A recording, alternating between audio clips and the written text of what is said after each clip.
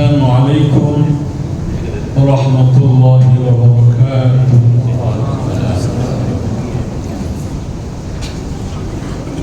Alhamdulillahi rabbil alamin.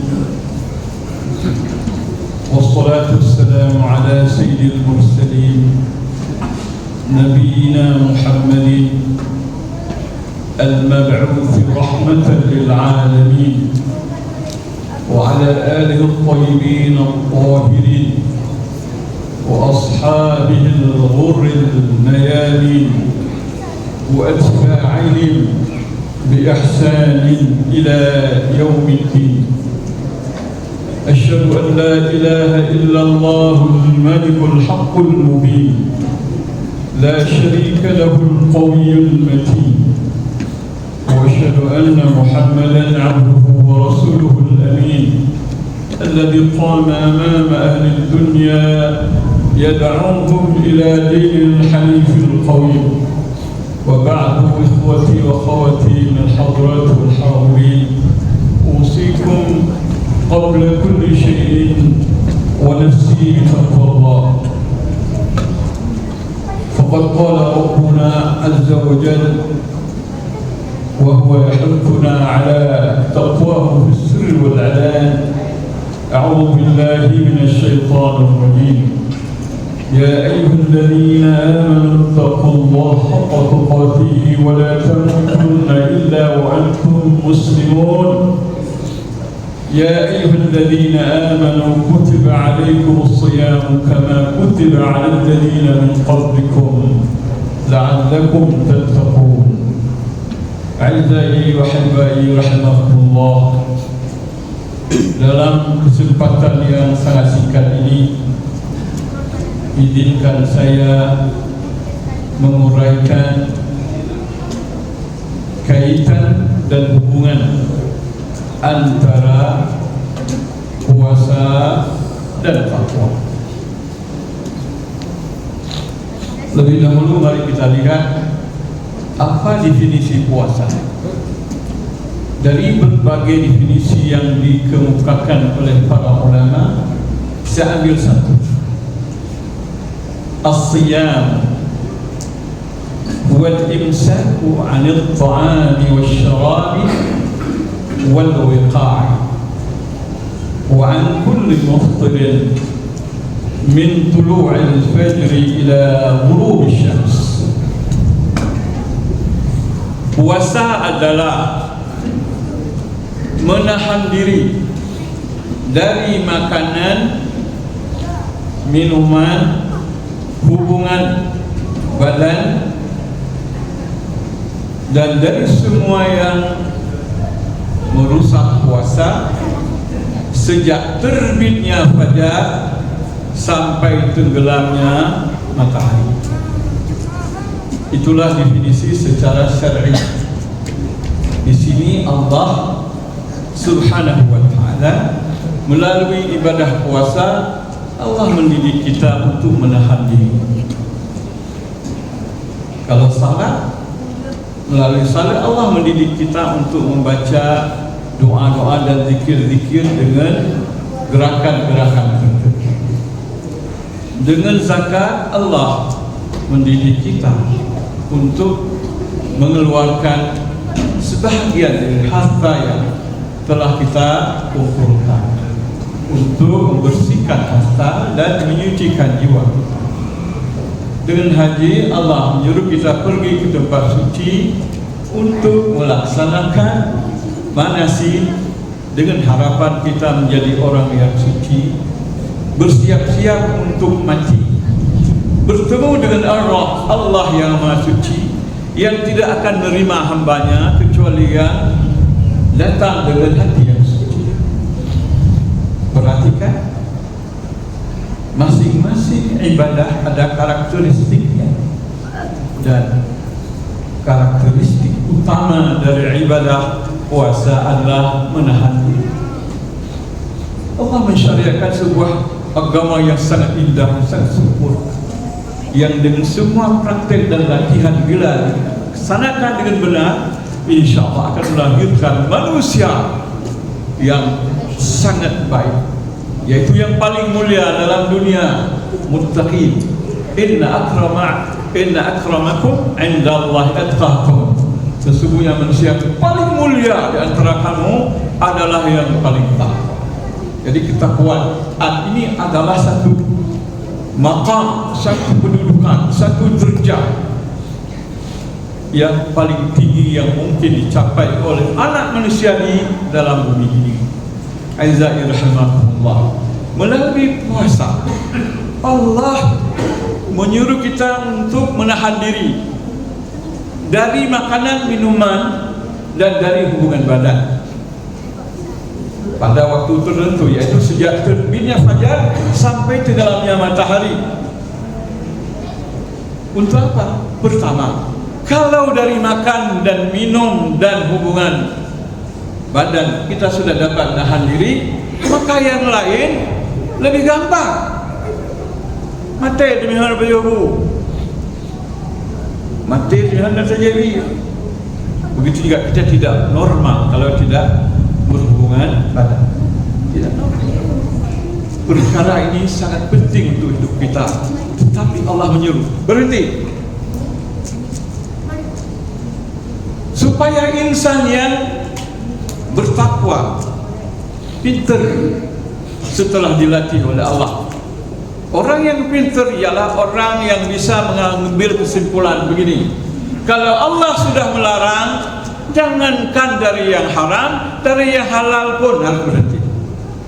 Kalau Allah sudah melarang, jangankan dari milik orang, milik sendiri pun jangan dekati. Lihat. Jadi dikatakan seorang insan itu cerdas dan berhasil dalam hidup ini ketika dia patuh dan taat kepada Allah. Wa may yuti'illah rasulahu faqad faza fawzan 'azima.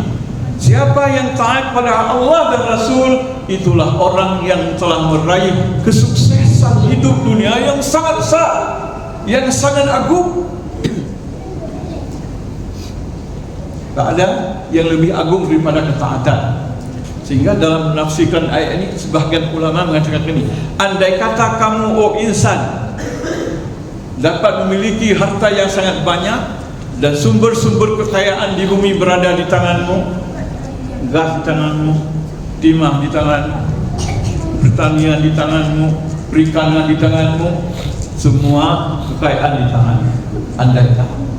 Andaikan engkau insan dapat menduduki kedudukan yang paling mulia dalam bumi, dengan pangkat yang paling tinggi yang sangat disukai, andai kata orang-orang di sekitarmu orang-orang yang aku, orang hebat-hebat, orang yang hayu-hayu, namun engkau belum sukses dalam hidup ini sebelum taat kepada Allah.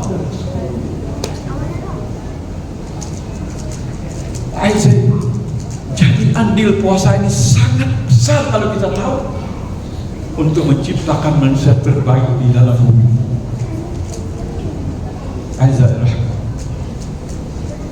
Melalui puasa Allah ingin menjadikan diri kita memiliki budaya hidup yang disebut insan.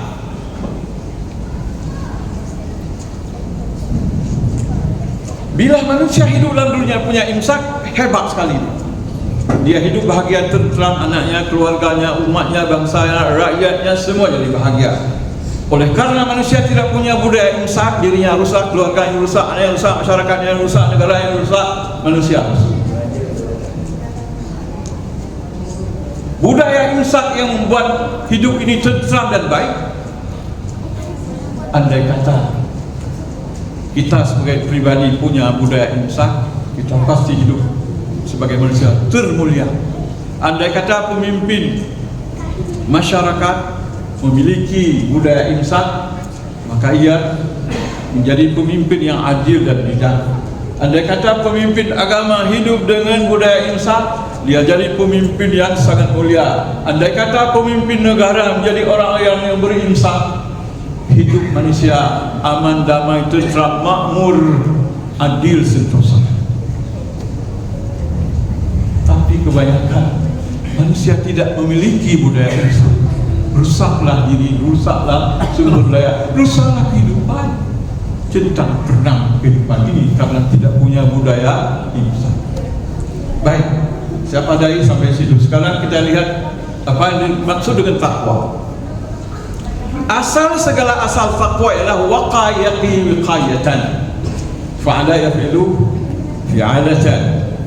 Waqayaqi wiqayatan, menjaga dan memelihara. Menjaga diri jangan rusak dan memelihara peraturan-peraturan dan undang-undang. Waqayaqi wiqayatan. Dipindah bab ifta'ala yafta'ilu ifti'alan, ittaqa yattaqi ittiqa'an, artinya berhati-hati dan berwaspada dari kesalahan. Ittaqa yattaqi ittiqa'an, muttaqin muttaqa yattaqi la tattaqi. Muttaqin, orang yang berhati-hati dan berwaspada. Coba kita lihat definisi ini. Dari semua definisi yang telah dikemukakan oleh para ulama, kita ambil kesimpulan satu. Kesimpulan arti takwa adalah mawqiful hadari wal yaqadati min al akhta'i wal inhirafat. Kondisi hati-hati dan waspada dari kesalahan dan penyimpangan.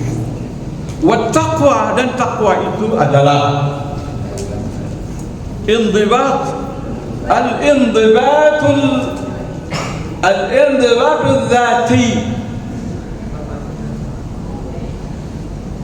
Indibatul dzati artinya kedisiplinan diri minal mu'min, dari orang beriman, alladzi yarbitu hayatahu, yang telah mengikat kehidupannya bitta'ati lillah, untuk taat kepada Allah Subhanahu wa taala, bittiba'il ahkami wal qawanin, dengan cara mematuhi undang-undang dan peraturan Allah.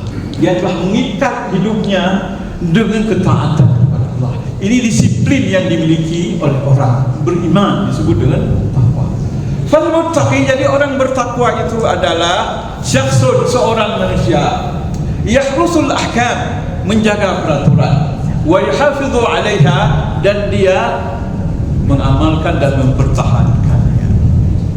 Lalu wa yantabihu, dan dia berhati-hati sekali minal akhta'i, daripada kesalahan, kana yantabihu hafil qadamain, seperti orang berkaki ayam, tak punya sandal, yamshi, berjalan, ala ardin, di atas sebuah tanah, mali'atin, yang penuh bil asywaq, penuh dengan duri. Orang tidak punya sandal, berkaki telanjang, berjalan di tanah yang sangat berduri, mestilah dia hati-hati sehingga tidak terinjak duri. Bayangin kita langkah kan? Yang dulu tu, nyumnan belum gerak, ujuk orang berbatu bahan dulu. Hati-hati, is very careful. Seperti orang tak punya sandal, berjalan di tanah yang penuh berduri. Wayah daru, dan dia waspada. Kulla waktin, setiap saat. Mithla yahzaru, seperti seorang syakhsun yamshi atau 'inda al-mashi 'ala makan murtafi', di tempat yang tinggi, tujadu, di mana pada tempat yang tinggi itu terdapat apa yang disebut dengan jurang-jurang yang dalam, kiri dan kanan. Ada jurang kiri dan kanan di tempat tinggi, mestilah dia hati-hati. Kalau enggak, benar tak rawi, mentumpang ke dalam urut, terjerumus dia di dalam jurang, maka mesti dia hati-hati. Kehati-hatian inilah disebut dengan takwa. Aiza irhamahullah, orang yang dapat menahan diri dan berhati-hati daripada kesalahan dan penyimpangan, itulah manusia yang muttaqin, yang kita inginkan dan kita dambakan lahir dalam diri kita, dalam rumah kita, dalam masyarakat kita, dalam negeri kita, dalam dunia kita. Inilah insan paling mulia. Itu mana orangnya? Oh, macam bilang dia loh. Mari kita hitung berapa ada. Begitu langkah insan muttaqin. Mudahnya kita ucapkan Maka ketika Allah mengumumkan ya ayyuhalladzina amanu kutiba alaikumus siyamu kama kutiba alal ladzina min qablikum kama kutiba alal ladzina min qablikum, Allah menggunakan la'allakum, mudah-mudahan. Artinya bukan dengan berpuasa langsung jadi muttaqin, tidak. Cuman ada harapan. It is possible to reach the piety. Ada kemungkinan kamu mencapai ketakwaan itu, ada. Tapi dengan syarat iman, ihtisab, i'tinam, ijtihad. 4 syarat. Iman, dengan iman kita berpuasa, yakin kita Allah yang menyuruh kita berpuasa. Ihtisab, penuh harapan Allah meridai kita, sehingga semua amalan yang kita kerjakan terprogram dan terencana, semuanya sistematis, terencana. Karena kita berharap ada keuntungan yang kita dapat. I'tinam, memandang kesempatan ini sangat berguna. Mungkin fursatul kesempatan terakhir dalam hidup kita yang mungkin tidak ada lagi setelah ini. Ijtihad, sungguh-sungguh kita dalam siyam, qiyam, dan salihul a'mal. Itulah kaitannya antara puasa dengan ketakwaan, di mana Allah menyuruh kita berhati-hati dan berwaspada supaya kita ini dalam hidup selalu sadar dan insaf. Yang boleh kita lakukan, yang tidak boleh kita tinggalkan. Yang boleh kita ucapkan, yang tidak boleh jangan ucapkan. Yang boleh ambil, yang tidak boleh tinggalkan. Atago beda jauh, kasar sudah jauh, jangan ambil. Ambil hak kita. Yang milik negara, milik umat, milik rakyat, jangan ambil. Kasih ke rakyat. Assalamualaikum warahmatullahi wabarakatuh.